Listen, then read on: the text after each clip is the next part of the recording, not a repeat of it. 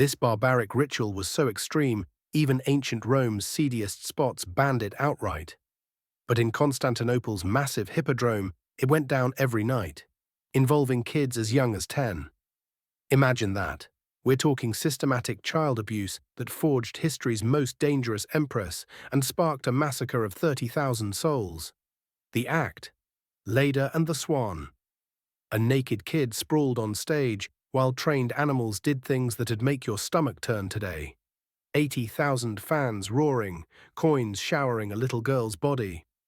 This wasn't just a show, it was legalized trafficking on a massive scale. That 10-year-old in the nightmare, she'd rise to become the Roman Empire's most powerful woman. Her name, Theodora. It all kicked off when her dad, the bear keeper, died. Think about it. How does one dad's death turn a kid into a monster who rewrites history? Let's dive in. Based on the real facts from ancient sources like Procopius, not the myths. Picture Constantinople in 504 AD, a bustling mega-city split by two huge factions, the Blues and the Greens. These weren't just sports teams cheering chariot races, they were like political parties controlling jobs, shows, and even government gigs. Your faction. It decided your whole life, who you worked for, who protected you. Theodora's dad, Acacius, was the Greens' official bearkeeper, training massive beasts for bloody arena fights before screaming crowds.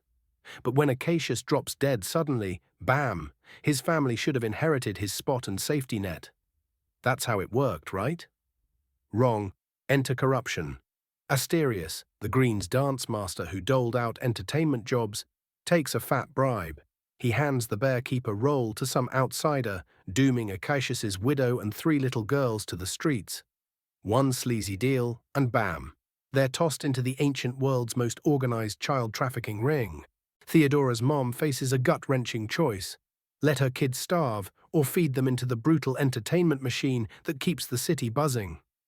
She picks survival, but oh man, the cost is horrifying. You think ancient Rome was wild with gladiators? Even they drew the line at what Byzantines did in their circuses, stuff modern laws would call straight-up child abuse. In a heartbreaking spectacle, Mom dresses the girls as beggars with wreaths, parading them before 80,000 in the hippodrome. She's basically auctioning them off for services, pleading for pity on these kids now up for grabs in the industry's dark underbelly. The Greens, the ones who screwed them over, turn away cold. But the Blues? They step up, offering work to the stepdad. That split-second mercy. It seals Theodora's fate and plants seeds of revenge that'll explode later. By 10, Theodora's in the thick of it, starring in the most degrading acts. Leda and the Swan, her specialty. Naked on stage, geese pecking barley off her body while men hoot and toss coins. But that's just the opener. The real terror? Backstage, where kids from 8 up entertained senators and rich folks privately. Byzantine law said actresses were basically prostitutes. Submission wasn't optional, it was required. Can you imagine the toll on a kid's mind? Instead of playing or learning, she's figuring out how men's lusts make them weak, how pain pays bills, how her body's her only ticket in a world that treats her like trash. But Theodora, she doesn't just survive this hell, she studies it. While others shatter, she's dissecting power plays. Each show, a lesson in human flaws, desire's dark side, and manipulation. The hippodrome becomes her twisted school, teaching how to turn men's strengths against them. Her dad's death. It set up the perfect storm to birth history's deadliest woman, one who'd weaponize those carnal cravings. And folks, she's about to ace her deadly finals. Because Theodora's story gets darker and wilder from here. Imagine surviving 6 years in the hippodrome's twisted underworld, where every night is a masterclass in degradation. By age 16, this girl isn't just enduring Constantinople's sickest shows, she's owning them. The same creeps who threw coins at her naked 10-year-old self now pay top dollar for private sessions. They think they're buying a performer. Ha, they're creating their own executioner. Let's unpack how a trafficked kid becomes a predator, using hard facts from sources like Procopius, not some glitzy legend. Picture Theodora, now a teenager, navigating the hippodrome's back rooms. Senators, merchants, elites, they're all hooked on her. Not just for her looks, but her brain. She's not just surviving, she's dissecting their weaknesses. Every leer, every coin, every whispered demand teaches her how power really works. Men who rule by day, they're pathetic at night, begging for her attention. She's learning what makes them tick, what shames them, what they'll risk everything for. It's like she's earning a PhD in manipulation, with the arena as her lecture hall. Then boom, a game changer. Enter Hexabalus, a big-shot Syrian governor from Libya, rolling into town for some entertainment. He sees Theodora perform, and it's not just a fling he wants. He wants to own her. His offer? Be his personal concubine, live in luxury, escape the hippodrome's trafficking forever. For a girl who's been exploited since she was a kid, this sounds like a lifeline. Libya, 516 AD, she's out of the arena and into a governor's palace. But don't be fooled. This isn't a fairy tale. It's her next-level education in power. In Hecebalus's world, Theodora's not lounging in luxury. She's studying. Every intimate moment with him. A case study in control. She learns which desires make him squirm, which fantasies loosen his grip on logic, which moves turn a governor into a puppet. He thinks he's the boss, commanding armies and provinces. But in private, she's running the show, watching him melt under her influence. It's the same pattern she saw as a kid. Powerful men crumble when you control their pleasures. But here's where it gets messy. Theodora gets cocky. She starts tweaking Hecebalus's political moves, using her bedroom sway to nudge his policies. Big mistake. He catches on, and pow, his ego explodes. "Get out, you worthless whore," he screams, chucking her stuff into the Libyan desert. Imagine standing there, dust in your mouth, sweat on your skin after 4 years of luxury, back to square one. Nothing but your body to survive. Betrayal stings, right? But for Theodora, it's fuel. This isn't her downfall, it's her transformation into the ultimate predator. She treks back to Constantinople, ship by ship across the Mediterranean. Each port, a new lesson in destruction. She sells herself to survive, but now she's weaponizing every trick from Hecebalus's palace. A Roman merchant pays for smart talk. She milks his trade secrets and screws his rivals. A ship captain trades free passage. She digs up his smuggling dirt for later. Every sweaty, cramped ship hold becomes her lab, testing how desire makes men stupid. She's building a playbook on human weakness, and it's terrifyingly good. Then Alexandria. Here's where it gets strategic. She converts to monophysite Christianity under Patriarch Timothy III. Spiritual awakening? Nope. It's a power move. She's carving out a religious network, free from the hippodrome's chains. Even bigger. In Antioch she meets Macedonia, a blues faction performer spilling secrets to Constantinople. Words out, a 40-year-old prince, Justinian, is asking about the ex-circus girl who outsmarted a governor. Theodora's rep is growing. Stories of a woman who turns trauma into strength, who knows men's darkest urges better than they do. As her ship nears Constantinople's golden domes, she's not the scared kid who left, the city that chewed her up. She's ready to devour it. Those barbaric practices didn't break her, they forged her. What's next? She's about to turn her trauma into a weapon to seduce a prince and conquer an empire. Can you feel the suspense? This is where it gets insane. We're diving into Constantinople, 522 AD, where Theodora, the ex-hippodrome kid, is about to pull off the ultimate power play. She's not just back in the city that broke her, she's ready to break it right back. How does a trafficked girl seduce a prince and hijack an empire? Let's unpack the real deal, straight from the gritty accounts of historians like Procopius, with all the drama and suspense of a blockbuster thriller. Ready to see intimate warfare in action? Picture this. Theodora, now in her 20s, struts into an elite court gathering. Prince Justinian, 40 and heir to the Byzantine throne, thinks he's just eyeing another pretty ex-performer. Oh, buddy, you're so wrong. This woman spent 16 years mastering how to destroy powerful men. She's not here to flirt. She's launching a calculated campaign of seduction that's pure psychological warfare. Every move, every glance, every word is a weapon honed in the hippodrome's dark corners. Theodora doesn't just charm Justinian, she dissects him. She studies his cravings like she did those leering senators years ago. He loves witty banter in private moments. She's got that covered, flashing back to those Mediterranean ship chats with merchants. He craves emotional connection. She exploits that vulnerability, just like she did with Hecebolus in Libya. Every intimate encounter is engineered to hook him deeper, making him dependent on her in ways he can't even see. Can you imagine the mind games? She's playing chess while he thinks it's checkers. But here's the kicker. Theodora's not just seducing a man, she's programming his obsession. In Alexandria, she didn't just find religion, she learned how to use her body to control minds, not just survive. Every private moment with Justinian is a step toward owning his soul. When he announces he wants to marry her, the court loses it. Marry her? The senators are screaming, she's a former prostitute, scandal city. But that's Theodora's genius. She's forcing Justinian to pick political respectability or his carnal addiction. Spoiler, addiction always wins. There's a massive roadblock, though.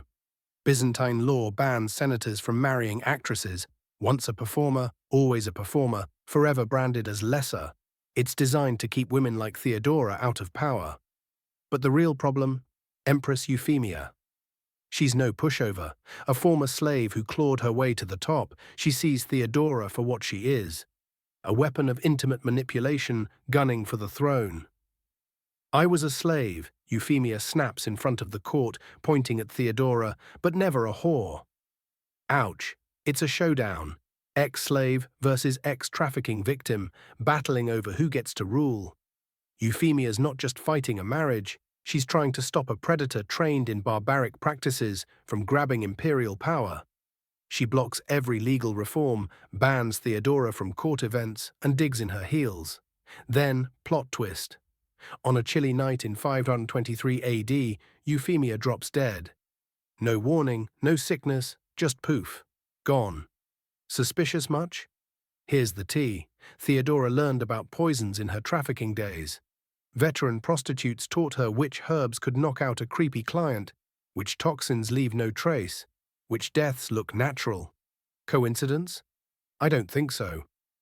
Hours after Euphemia's mysterious exit, Emperor Justinian starts drafting a law tailor-made for Theodora's marriage. It's so specific, it might as well have her name in bold. The woman who once performed naked for coins is now inches from the throne, using every dirty trick she learned in the hippodrome's shadows. This isn't just a love story, it's a masterclass in turning trauma into triumph. By 525 AD, Hagia Sophia's marble floors echo with Theodora's steps as she walks down the aisle in imperial purple silk. The same skills that made her a star at 10, calculated performance, crowd control, are now crowning her co-ruler of Rome. But this wedding, it's not just a ceremony, it's the coronation of a woman who turned systematic exploitation into a political weapon. Can you feel the stakes? She's not just marrying Justinian, she's setting the stage to rule through him. And trust me, the empire's about to feel her wrath. We're in Constantinople, 525 AD, and Theodora's just pulled off the ultimate glow-up, from trafficked kid to empress of the Roman Empire. But this isn't a happily ever after. It's a horror show about to explode. How does a woman forged in the hippodrome's darkest corners wield her trauma like a weapon to control an empire? Buckle up for the raw truth, straight from sources like Procopius, packed with suspense, betrayal, and a body count that'll make your jaw drop. Ready for the next act? Theodora's wedding in Hagia Sophia isn't just a ceremony, it's a power grab. That purple silk she's wearing, it's not just fabric, it's a middle finger to every senator who called her a whore. She's not just Justinian's wife, she's his co-ruler, and she's about to turn her childhood nightmares into imperial policy. Imagine it. A girl who learned to survive by manipulating men's desires now has the keys to the empire. Every lesson from those degrading nights in the hippodrome is about to reshape history. But 7 years later, 532 AD, the real test comes. The Nika riots hit like a tsunami. This isn't just a rebellion, it's a full-on attack on Theodora herself. The blues and greens, those factions that defined her life, team up for the first time, chanting Nika, conquer, through Constantinople's streets. They're not just mad about taxes, they want the ex-prostitute who seduced her way to power gone. Every shout in the crowd is a reminder of the men who threw coins at her as a kid. They're screaming for her head. Can you feel the tension? The city's burning. The original Hagia Sophia's up in flames, its ancient beams crashing in a shower of sparks. The Senate House, reduced to ash, centuries of Roman law gone. Mobs spill blood in the streets, the air thick with smoke and the metallic stench of death. Soldiers defect, tossing their weapons to join the rebels. The ultimate gut punch. The rioters crown Hypatius, a rival noble as emperor, declaring Justinian and Theodora's reign over. Advisors beg Justinian to flee, loading gold onto ships in the harbor. Escape's the only option, right? Wrong. January 18th, 532 AD, in a council room buzzing with panic, Theodora steps up. The air's heavy, riots roaring outside, and every advisor's screaming, "Run!" But Theodora, she's calm, deadly calm. This is her moment. The girl who performed for violent crowds at 10 is about to deliver the performance of her life. Her silk robes rustle as she stands, locking eyes with Justinian. "This isn't the time to flee," she says, her voice slicing through the fear. "May I never lose this purple, or live to see the day I'm not called mistress." Her words aren't just defiance, they're vengeance. That crowd out there? They're every man who exploited her, every senator who laughed, every client who thought he owned her. And Justinian, after 7 years of her intimate manipulation, he's hooked. He can't abandon the woman who's wired his every desire to her will. Her speech isn't just a pep talk, it's a command to slaughter. What's her plan? Oh, it's brutal and brilliant, straight from her hippodrome playbook. She knows crowds, how to play them, how to break them. The rebels are celebrating in the hippodrome, thinking they've won. Theodora whispers to Justinian, and he nods to generals Belisarius and Mundus. The trap's set. The same arena where she once performed Leda and the Swan is about to become a slaughterhouse. 100,000 rebels pack the hippodrome, cheering their new emperor. But as the party peaks, metal gates slam shut. Imperial soldiers move in, swords flashing. Screams replace cheers as blood soaks the sand where Theodora once lay naked for coins. By sunset, it's over. 30,000 bodies litter the arena. Not one rebel walks out alive. The hippodrome, where Theodora learned to manipulate mobs, just became her ultimate revenge stage. The girl who survived barbaric practices turned them into a massacre that cements her power. Can you believe it? She's not just ruling, she's rewriting the rules of power itself. And trust me, she's only getting started. All right, let's dive deeper into the dark heart of Theodora's reign. It's 532 AD, and the Nika riots' bloodbath has just cemented her as the Roman Empire's ultimate predator. The hippodrome's sand is soaked with 30,000 corpses, all thanks to a woman who turned her childhood trauma into a weapon of mass destruction. But this isn't the end. It's just the warm-up. How does an ex-trafficking victim run an empire like a spy network? Get ready for a wild ride, straight from Procopius's raw accounts, dripping with suspense, betrayal, and cold-blooded power plays. You with me? Theodora's not just sitting pretty in purple, she's building a shadow empire. While Justinian plays emperor in the throne room, she's running a parallel government from her private chambers. Think CIA, but with silk robes and whispered secrets. Her weapon? The same manipulation skills she honed as a kid in the hippodrome's back rooms. She's got a network of spies, eunuchs, loyal women, even ex-performers, slipping through palace halls, collecting dirt. Who's sleeping with who? What senator's got a shameful fetish? What secret could torch a career? She's got it all. And then she drops a bombshell protocol. Everyone, from nobles to generals, must kiss both her feet and Justinian's.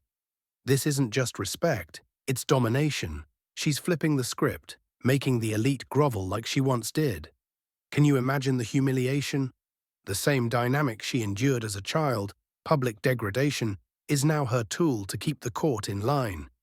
It's chilling, brilliant, and oh so personal. Now her real game begins. Political assassination. First up, Pope Silverius, 537 AD. He's blocking her religious ally, and Theodora doesn't debate theology, she plays dirty. Using General Belisarius and his wife Antonina, she cooks up treason charges, tapping into the paranoia of powerful men. Silverius, exiled and dead, taken out by a woman who knows fear, makes men easy prey. It's not just a power move, it's a masterclass in using men's weaknesses against them. But that's just a warm-up. Next target, Queen Amalasuntha of the Ostrogoths, 535 AD. This one's personal. Amalasuntha's got natural nobility, inherited power, and, worst of all, she's writing flirty letters to Justinian. Theodora sees the signs, late-night letter readings, diplomatic talks that sound too cozy. She's not about to let another woman pull her own seduction tricks. So what's her move? Total destruction. Through Ambassador Peter, she nudges King Theodahad to murder his own cousin. The method, brutally intimate, Amalasuntha's killed in her bath, vulnerable and exposed. Sound familiar? It's Theodora's signature, hit them where they're weakest. Her masterpiece, though, is John the Cappadocian, 541 AD. This guy's a problem. As Praetorian prefect, he's the only one who can rival her hold over Justinian, and he's immune to her usual tricks, so she goes full psychological warfare using the trauma tactics she learned as a kid. For 6 months, she terrorizes him with creepy gifts, wilted flowers for death, tiny daggers for violation, paintings of executions. John's cracking, sleepless, paranoid, sweating through meetings. She's breaking his mind like hers was broken in the Hippodrome. Then the knockout punch. Theodora teams up with Antonina, her deadliest ally, to set a trap. They use John's own daughter as bait in a fake conspiracy meeting, with spies recording every word. Boom, John's done, plummeting from power to begging in Egypt's streets. This is Theodora at her peak, turning victimhood into predation, using every lesson from her exploited childhood to destroy anyone who threatens her. What's wilder? She's not just killing enemies, she's reshaping an empire where manipulation is the ultimate currency. The girl who once performed for coins is now running the show, proving that barbaric practices don't just break people, they create monsters who rewrite the rules. Ready for what's next? Her legal moves will blow your mind. It's the 530s AD, and the Empress is at the peak of her power, turning her childhood horrors into laws that reshape the Roman Empire. How does a woman who survived the Hippodrome's barbaric practices codify her revenge into legal history? Get ready for a roller coaster of drama, betrayal, and raw ambition pulled straight from Procopius's unfiltered accounts.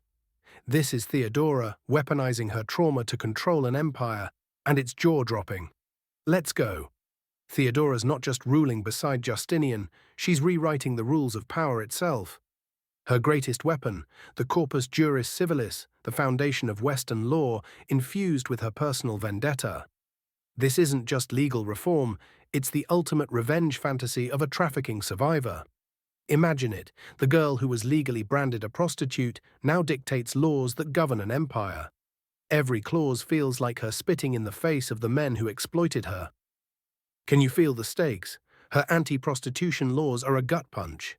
She bans forced prostitution, makes it illegal for brothel keepers to trap women, and shuts down the very dens that chewed her up as a kid. But here's the twist. She also founds the Metanoia convent, forcing ex-prostitutes into nunneries. Sounds noble, right? Think again, it's control, pure and simple. She's locking women's bodies into a new system, just like hers was once caged. It's revenge with a holy mask. Then come her justice reforms, and they're personal. Rape? Now punishable by death, no matter your rank, with the rapist's property handed to the victim. Divorce. Women get new rights to escape bad marriages. These aren't just progressive. They're the battle cries of a woman who knows exactly how men use physical power to break women. Every law screams, "Never again will anyone suffer like I did." But it's also a power grab, ensuring no one challenges her throne. Theodora's obsession with control doesn't stop there. She orchestrates marriages across the court like a chess master, pairing allies to secure loyalty and punishing anyone who defies her. It's dynasty building through manipulation, ensuring her grip lasts beyond her lifetime. Can you imagine the audacity?